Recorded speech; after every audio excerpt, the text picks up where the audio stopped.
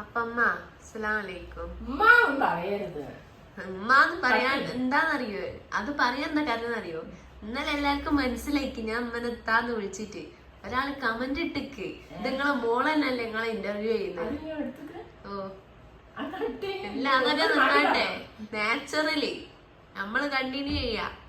ഇപ്പൊ എനിക്ക് ഇന്നലത്തെ ബാക്കി തന്നെയാണ് ചോദിക്കാനുള്ളത്. എന്താന്ന് വെച്ചാല് ഈ ഇല്ല അമ്മ സലാം അടിക്കില്ല. അസ്സലാമലൈക്കും. Welcome to Fathima's vlog. അപ്പൊ നമ്മൾ ഇന്നത്തെ വീഡിയോ പനങ്കുലിനെ കുറിച്ചാണ്. അശ്വതി സിസ്റ്റർ ഞാൻ കണ്ടിനു അമ്മന്റെ പനങ്കുല പറ്റി അന്വേഷിച്ചു കിട്ടോ അമ്മനെ കണ്ടിനു കേട്ടോ. അപ്പൊ അല്ലേ നമ്മള് ഈ മുടി കൊയ്യുന്നോര് വൈറ്റമിൻ ഇയോ ഡോക്ടർ കാണിച്ചിട്ടോ ഹെയർ ഓയിൽ തേച്ചിട്ടോ ഒന്നും വലിയ മുടി കൊഴിച്ചിട്ട് നിക്കില്ല. വേറൊക്കെ ഇങ്ങനെ മുടി ഇങ്ങനെ വാരുമ്പോ ഇപ്പൊ നമ്മളും ഇങ്ങനെ കോതുമ്പോ കൈമേൽ ഊരിപ്പോരുക. അത് എന്തുകൊണ്ടാണെന്നാണ് അറിയേണ്ടത്. ഊരിപ്പോരാന്ന് വെച്ചാല് ആ ചിലര് പറയുന്ന കേൾക്കാം, മുടി ഇങ്ങനെ കോതുമ്പോ കയ്യിൽ അപ്പാട് നമ്മളെ തലയിലെ മുടി തന്നെ അപ്പാട് ഊരിപ്പോണ പോലെയൊക്കെ തോന്നുന്നുണ്ട്, അത്രയും വരുന്നുണ്ട് എന്ന് പറയുന്നേക്കാം. അങ്ങനത്തെ ആൾക്കാർ ചെയ്യേണ്ടത് എന്താന്ന് വെച്ചാല് മെയിൻ ആയിട്ട് നമ്മളെ ബ്ലഡ് ടെസ്റ്റ് ചെയ്ത് നോക്കണം. അങ്ങനെ അമിതമായിട്ട് മുടി കൊഴിയുന്ന ആൾക്കാര് പിന്നെ എന്താ ചെയ്യേണ്ടതെന്ന് വെച്ചാല് പെട്ടെന്ന് തന്നെ ഒരു ഡോക്ടറെ കാണിച്ചിട്ട് കുറെ ടെസ്റ്റുകൾ ചെയ്യാനുണ്ട്. നമ്മളെ ബ്ലഡില് എന്തൊക്കെ കുറവുണ്ട് എന്നുള്ള അതുകൊണ്ട് ഒരുപാട് കാര്യങ്ങൾ ചെയ്യാനുണ്ട്. അതായത് പിന്നെ ഒന്ന് വരുന്നത് IG ടെസ്റ്റ് ആണ്. പിന്നെ ആന്റിബോഡി ടെസ്റ്റ് വരുന്നുണ്ട്. പിന്നെ അതുകൊണ്ട് തൈറോയിഡ് ഇന്നലെ നമ്മൾ പറഞ്ഞല്ലോ, തൈറോയിഡ് ടെസ്റ്റ് ചെയ്യണം. പിന്നെ അതുകൊണ്ട് വൈറ്റമിൻ D കുറവ് വന്നിട്ടെങ്കിൽ നമ്മള് അറിയൂല, അതൊക്കെ ടെസ്റ്റ് ചെയ്ത് നോക്കണം. അങ്ങനെ ഇതൊക്കെ കുറവ് വരുമ്പോഴാണ് നമ്മൾ അമിതമായിട്ട് മുടി കൊഴിച്ചിൽ വരുന്നത്. അതുകൊണ്ട് പിന്നെ മെയിൻ ആയിട്ട് വരുന്ന ഒരു സംഭവം ഉണ്ട്, നമ്മൾ ആരും ശ്രദ്ധിക്കാത്തൊരു കാര്യം എന്ന് വെച്ചാല് അസിഡിറ്റി. അസിഡിറ്റി ഉണ്ടെങ്കിൽ പ്രശ്നങ്ങൾ ഉണ്ടാവും, മുടി കൊഴിച്ചിൽ നന്നായിട്ടുണ്ടാവും. അതായത് നമ്മളെ കുടലില് ചീത്ത ബാക്ടീരിയകൾ അത് ഉണ്ടെങ്കിൽ നല്ല പോലെ മുടി കൊഴിയും. അത് കുറയാനുള്ള എന്താ പറയാ കാര്യങ്ങൾ ചെയ്യാം. പിന്നെ അതുപോലെ തന്നെ ഒരു കാര്യമാണ് ഹീമോഗ്ലോബിന്റെ കുറവ്, അയണിന്റെ കുറവ്. അതൊക്കെ മുടി കൊഴിച്ചിൽ നന്നായിട്ട് കൊഴിഞ്ഞു പോകുന്നതിന്റെ കാര്യം തന്നെയാണ്.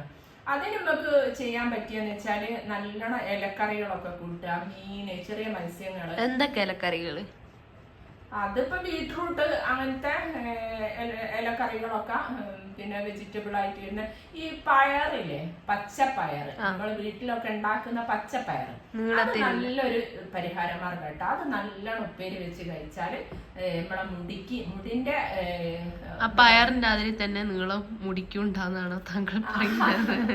അതല്ല, അത് നല്ലൊരു എന്താ പറയാ ഒരു ഇതാണ് കേട്ടോ. നമുക്ക് കഴിക്കാൻ പറ്റിയ, പിന്നെ വിഷമില്ലാത്തൊരു സാധനം നമുക്ക് വീട്ടിൽ ഉണ്ടാക്കാൻ പറ്റിയ ഒരു സാധനമാണല്ലോ. ഒട്ടുമിക്ക ആൾക്കാരും വീട്ടിൽ ഉണ്ടാക്കുന്ന ഒരു സാധനമാണ്. ഒരു മഴക്കാലമൊക്കെ കഴിഞ്ഞ് വേനൽക്കാലമായാല് ഒരുവിധം എല്ലാവരും പച്ചക്കറി ഉണ്ടാക്കുക. ഒന്ന് തക്കാളി വയ്ക്കും, ഒന്ന് ഈ പയറായിരിക്കും, ഒന്ന് വഴുതിന, ഒന്ന് വേണ്ട, ഇങ്ങനത്തെ സാധനങ്ങളും വെള്ളരി, ഇതൊക്കെ ആയിരിക്കും ഉണ്ടാക്കുക. അപ്പൊ അങ്ങനത്തെ സാധനങ്ങളൊക്കെ കഴിയുന്നത് നമ്മളെ വീട്ടിൽ തന്നെ ഉണ്ടാക്കാൻ നോക്കുക. ഉണ്ടാക്കിയിട്ട് നമ്മൾ കഴിക്കാൻ നോക്കുക, നമ്മുടെ മക്കൾക്കും കൊടുക്കാൻ നോക്കുക കേട്ടോ. പിന്നെ അതോളം പിന്നെ എന്ന് വെച്ചാല് പിന്നെ ഇപ്പൊ നമ്മള് ഇതിന്റെ ഒക്കെ പറഞ്ഞില്ലേ, അയണിന്റെ കുറവ് ഒക്കെ പറഞ്ഞല്ലോ അല്ലെ, അതിനുള്ള പരിഹാരവും നമ്മൾ പറഞ്ഞു.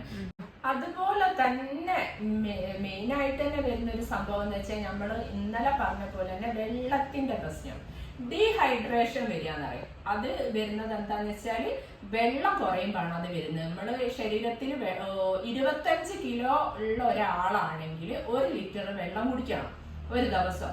അതുകൊണ്ട് 75 കിലോ ഉള്ള ഒരാളാണെങ്കിൽ 3 ലിറ്റർ വെള്ളം കുടിക്കണം. അതെങ്ങനെയാണ്, ജ്യൂസ് കൂടി ആണെങ്കിലോ വേറെ ഏതെങ്കിലും വൈക്കാണെങ്കിലോ എങ്ങനെയാണെങ്കിലും ഓരോ ദിവസം ഈ വെള്ളത്തിന്റെ അളവ് കറക്റ്റ് ആയിട്ട് കൊണ്ടുപോകണം, അല്ലെങ്കിൽ മുടി കൊഴിച്ചിൽ നന്നായിട്ട് വരും. അപ്പൊ മെയിൻ ആയിട്ട് വരുന്നത് വിരശല്യം. നമ്മൾ ആരും ശ്രദ്ധിക്കാണ്ട്, ഇന്നത്തെ തലമുറ ശ്രദ്ധിക്കാണ്ട് പോകുന്ന ഒരു കാര്യമാണ്. അത് നമ്മൾ വിരന്റെ ഡോക്ടർമാരാരെങ്കിലും പറഞ്ഞാൽ ഒരു ഗുളിക വാങ്ങി അങ്ങ് കുടിക്കും, പിന്നെ കുടിക്കുകയില്ല, അങ്ങനെയൊക്കെയാണ് ചെയ്യുക. അത് അങ്ങനെ പോരാ. നമ്മുടെ വീട്ടിൽ എത്ര ആളുണ്ടോ അത് ആൾക്കാരൊക്കെയും കുടിക്കുകയും വേണം. ഒരു ഗുളിക അന്ന് കുടിച്ചിട്ടെങ്കിൽ അത് ഡോക്ടർ എങ്ങനെയാ പറയുന്നതെന്ന് വെച്ചാൽ ഒരാഴ്ച കഴിഞ്ഞിട്ടോ 2 ആഴ്ച കഴിഞ്ഞിട്ടോ എങ്ങനെയാന്ന് വെച്ചാൽ അതൊരു ഗുളികയും കൂടി തന്നെ കുടിക്കുക തന്നെ വേണം, എന്നാലേ ശരിക്കും വിരശല്യം മാറുന്നുള്ളൂ. ഈ വിരശല്യം ഉണ്ടെങ്കിലും നന്നായിട്ട് മുടി പോയി. ഇതെല്ലാം ഉണ്ടെങ്കിൽ പിന്നെ മുടിന്റെ കാര്യം നോക്കുകയും വേണ്ടല്ലോ. അതുകൊണ്ട് ഈ കാര്യങ്ങളൊക്കെ നല്ല പോലെ ശ്രദ്ധിക്കുക. എന്നിട്ട് നമ്മൾ എന്താ ചെയ്യുക, പിന്നെ ഹെയർ ഓയിലോ അല്ലെങ്കിൽ വേറെ വൈറ്റമിൻ ഇയോ ഒക്കെ ചെയ്താൽ നല്ല ഫലം ഉണ്ടാവും.